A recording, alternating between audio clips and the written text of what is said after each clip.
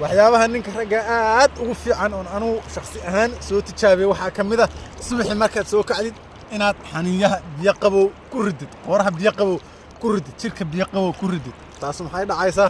taas waxay keenaysaa inuu bahalkeen la yiraahdo testosterone spiking ku dhacdo oo hormonkaaga testosterone ee ragga aad kor ugu kaco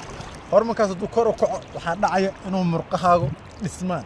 haddii injury ama bahalkan dhaawac kugu yaalo aad si degdeg uga soo kabsatid kudmadu inaad si dameerkii wax u garaacday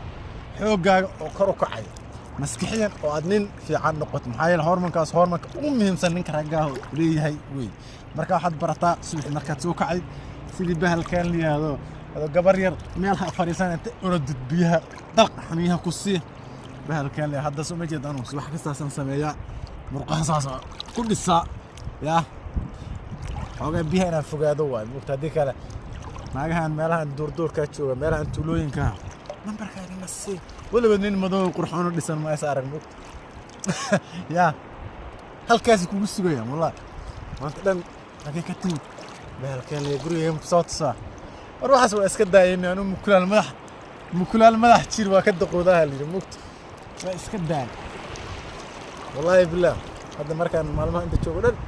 بس قف مدور لو ما أركو يا لما كان مدور أنا ماشي أدونك أركو على الرادية على الفن حاسب كرر بلا إذا بعد دن كامل مركي أركان على الفن حبي أركان ما كان مين مدور أركان يا تولوين يا ريال هذا بس أدق المك